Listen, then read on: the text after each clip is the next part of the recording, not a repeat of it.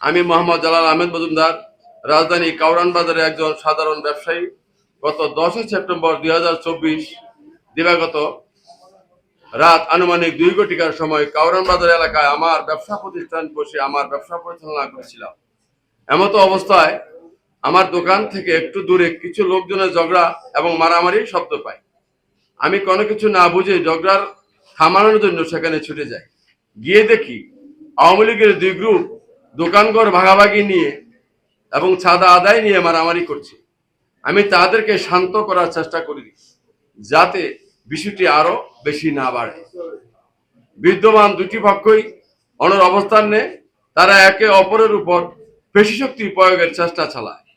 বড় ধরনের বিশৃঙ্খলা এড়াতে আমি উভয় পক্ষকে হট্টগোল থেকে বিরত করার চেষ্টা করি এবং পরিস্থিতি মোকাবেলার চেষ্টা করি। এর মধ্যে বিদ্যমান দুপক্ষের লোকরা ষড়যন্ত্র করে উল্টো আমাকে পাশিয়ে দেওয়ার অপচেষ্টা চালায়। আমি কিছু বুঝার ওঠার আগেই স্থানীয় চিহ্নিত একটি গোষ্ঠী পরিকল্পিতভাবে আমাকে ঘেরাও করে রেখে সাংবাদিক ভাইদেরকে খবর দেয়।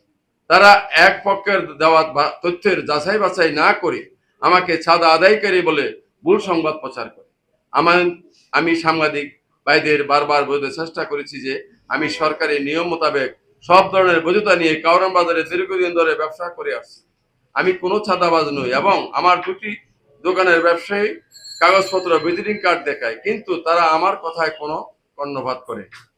ঘটনাস্থল থেকে থাকা 26 নম্বর ওয়ার্ড যুবলীগের সাধারণ সম্পাদক লোকমান হোসেন, 26 নম্বর ওয়ার্ড আওয়ামী লীগের নেতা লুতুমিয়া, স্বেচ্ছাসেবক লীগ নেতা মোহাম্মদ ইদ্রিস, স্বেচ্ছাসেবক লীগ নেতা মোহাম্মদ দুলন মোল্লা, ছাত্রলীগ সভাপতি মোহাম্মদ মিজান, আওয়ামী লীগ নেতা খোরশেদ, শ্রমিক লীগ নেতা মোহাম্মদ লুৎফুর, যুবলীগ নেতা আমিরের মেয়ে অনিকা সাবেক কমিশনার শামীমের পিএস আলমগীরের কেশার হিসেবে দীর্ঘদিন যাবৎ কাউরান বাজারে চাঁদাবাজি করে আসছিলেন।